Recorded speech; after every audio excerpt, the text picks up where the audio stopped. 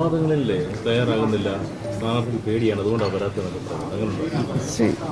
ഇവിടെ പലരും പല നറേഷൻ ഉണ്ടാക്കാൻ ശ്രമിക്കുന്നു. കഴിഞ്ഞ 15 വർഷമായിട്ട് ഇവിടെ ഒരു MP ഉണ്ട്. ഈ ശ്രീ ആൻ്റോ ആൻ്റണി ഇവിടെ MP ആയിട്ട് ആദ്യത്തെ 15 വർഷത്തിൽ ആദ്യത്തെ 5 വർഷം ഡോക്ടർ മൻമോഹൻ സിംഗിൻ്റെ UPA സർക്കാരുണ്ടായിരുന്നു, ശ്രീ ഉമ്മൻചാണ്ടിയുടെ UDF സർക്കാരുണ്ടായിരുന്നു. എന്നിട്ട് ഞാനിവിടെ വന്നപ്പോൾ കഴിഞ്ഞ 15 വർഷം MP ആയിട്ടുള്ളൊരു സ്ഥലത്ത്, ഇവിടെ ഇത്രയും യുവാക്കളുള്ള സ്ഥലത്ത്, ഇത്രയും കർഷക സമൂഹമുള്ളൊരു സ്ഥലത്ത് ഇവിടെ നോക്കുമ്പോൾ ഇത്രയും ഒരുപാട് പൊട്ടൻഷ്യലുള്ളൊരു സ്ഥലമാണ്. അതായത് ശബരിമല പോലെ, മാരമൺ കൺവെൻഷൻ പോലെ, അതുപോലെ പരിമല ദേവാലയം പോലെ, അതുപോലെ ഇവിടെ ആറന്മുള വള്ളംകളി നടക്കുന്നു. ഇവിടെയൊന്നും ഒരു റിലീജിയസ് കൾച്ചറൽ ഹബ്ബായി മാറാൻ, ഒരു ടൂറിസ്റ്റ് ഹബ്ബായി മാറാനൊക്കെ പൊട്ടൻഷ്യലുള്ള സ്ഥലത്ത് ഞാൻ വന്ന് നോക്കിയപ്പോൾ 15 വർഷമായ ഒരു MP ഉണ്ട്. പക്ഷേ ഇവിടെ ഒരു സെൻട്രൽ ഗവൺമെൻറ് PSUവിൻ്റെ ഒരു യൂണിറ്റ് ഇല്ല, ഒരു സെൻട്രൽ ഗവൺമെൻറ് ബാക്ക്ഡ് ആയിട്ടുള്ള ഒരു ടെക്നിക്കൽ ഇൻസ്റ്റിറ്റ്യൂട്ട് അല്ലെങ്കിൽ ഒരു ഹയർ എഡ്യൂക്കേഷൻ ഇൻസ്റ്റിറ്റ്യൂട്ടിൻ്റെ യൂണിറ്റ് ഇല്ല. അതുപോലെ ഇവിടെ ഒരു IT പാർക്കില്ല, ഒരു ഇൻഡസ്ട്രിയൽ പാർക്കില്ല. ഇത്രയും പൊട്ടൻഷ്യലുള്ളൊരു സ്ഥലത്ത് അടിസ്ഥാന സൗകര്യം പോലുമില്ല. അതുപോലെ മറ്റേ സ്ഥാനാർത്ഥി ആരാണ്? Doctor Thomas Isaac. Doctor Thomas Isaac നിരവധി പ്രാവശ്യം MLA ആയ വ്യക്തിയാണ്, മന്ത്രിയായ വ്യക്തിയാണ്. ഇത്രയുമൊക്കെ ആയിട്ടും ഇവർ എന്താണ് ചെയ്യുന്നത്? ഇപ്പോൾ കേരളം വലിയൊരു കടക്കണിയിലാണ്.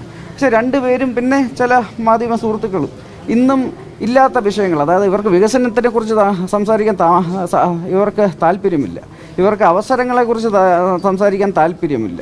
ഇവർ രണ്ടുപേരും മാറി മാറി ആകപ്പാട് ഇവർക്ക് ചില വർഗീയ ചുവയുള്ള ചില വിഷയങ്ങളല്ലാതെ മറ്റൊന്നും ഇവർക്ക് സംസാരിക്കാൻ താല്പര്യമില്ല. അങ്ങനെ ഒരു സ്ഥലത്തേക്ക് അനിൽ ആൻ്റണിക്ക് പോകാൻ താല്പര്യമില്ല. അനിൽ ആൻ്റണിക്ക് ഇവിടെ വികസനത്തിനെക്കുറിച്ച് സംസാരിക്കണം. അനിൽ ആൻ്റണിക്ക് ഇവിടെ ജനങ്ങൾ മുന്നോട്ട് പോകുന്ന അവസരങ്ങളെക്കുറിച്ച് സംസാരിക്കണം. അനിൽ ആൻ്റണിക്ക് ഇവിടെ ശ്രീ നരേന്ദ്രമോദിജി കൊണ്ടുവരുന്ന വികസിത ഭാരതത്തിൻ്റെ സമയത്ത് ഇവിടെ ഒരു വികസിത കേരളത്തിനെക്കുറിച്ച് സംസാരിക്കണം, പത്തനംതിട്ടയെക്കുറിച്ച് സംസാരിക്കണം. അത് ഇവിടുത്തെ മറ്റ് 2 സ്ഥാനാർത്ഥികൾക്കും ഇവരെ ബാക്ക് ചെയ്യുന്ന മറ്റ് ചില മാധ്യമ സുഹൃത്തുക്കൾക്കും താല്പര്യമില്ല. അത് കാരണം ഞാൻ എൻ്റെ രീതിയിൽ പ്രചരണം നടത്തുന്നു, അങ്ങനെ നടത്തിക്കൊണ്ടേയിരിക്കും. ഞാൻ വളരെ വ്യക്തമായി ഞാൻ പോകുന്നിടത്തെല്ലാം ഇതിനെക്കുറിച്ചെല്ലാം സംസാരിക്കുന്നുണ്ട്. കേന്ദ്രം നൽകേണ്ട കാര്യങ്ങളെല്ലാം വളരെ നല്ല രീതിയിൽ തന്നെ ഇവിടെ നൽകുന്നുണ്ട്. ശ്രീ നരേന്ദ്രമോദിജി അദ്ദേഹം 15-ാം തീയതി ഇവിടെ വന്നിരുന്നു. എൻ്റെ പ്രചരണം തുടങ്ങുന്നതിന് ഇപ്പോൾ സ്ഥാനാർത്ഥികളെയൊക്കെ നിശ്ചയിച്ചതിന് ശേഷം ആദ്യം പത്തനംതിട്ടയിലാണ് വന്നത്. തെരഞ്ഞെടുപ്പ് പ്രഖ്യാപനത്തിന് മുൻപ് ഒരു ദിവസം മുമ്പാണ് വന്നത്. അപ്പം പത്തനംതിട്ടയിലെ ജനങ്ങൾക്ക് തന്നെ അദ്ദേഹം ചെയ്തിട്ടുള്ള കാര്യങ്ങൾ വളരെ വ്യക്തമായി എണ്ണി പ്രധാനമന്ത്രി തന്നെയാണ് പറഞ്ഞത്. അതായത് ഇവിടെ ജൽജീവൻ മിഷൻ്റെ ഭാഗമായി 5 ലക്ഷം കുടുംബങ്ങൾക്കാണ് ഇവിടെ ടാപ്പ് വാട്ടർ കണക്ഷൻ കൊടുത്തിട്ടുള്ളത്. 1.5 ലക്ഷം മൃഗങ്ങൾക്കാണ് വാക്സിനേഷൻ കൊടുത്തിട്ടുള്ളത്.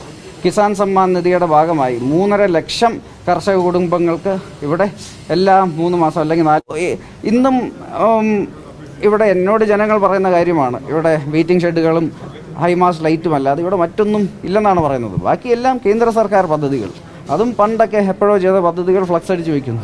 അപ്പോൾ ഇതിനെക്കുറിച്ച് ഞാൻ വളരെ വ്യക്തമായി ഇവിടെ സംസാരിക്കുന്നുണ്ട്. അതായത് ഇവിടെ വികസനം നടക്കുന്നില്ല. ഇവിടെ കഴിഞ്ഞ 15 വർഷമായി കേരളത്തിലെ തന്നെ ഏറ്റവും പൊട്ടൻഷ്യലുള്ളൊരു മണ്ഡലത്തിൽ ഇന്ന് കേരളത്തിൽ ഏറ്റവും വികസിത മുരടിപ്പുള്ള മണ്ഡലം ഏതാണെന്ന് ചോദിച്ചാൽ അത് പത്തനംതിട്ടയാണ്. അത് മാറാൻ തന്നെയാണ് ഇവിടെ ശ്രീ നരേന്ദ്രമോദിജിയെ പ്രതിനിധീകരിച്ച് ഞാനിവിടെ സ്ഥാനാർത്ഥിയായിട്ട് നിൽക്കുന്നത്.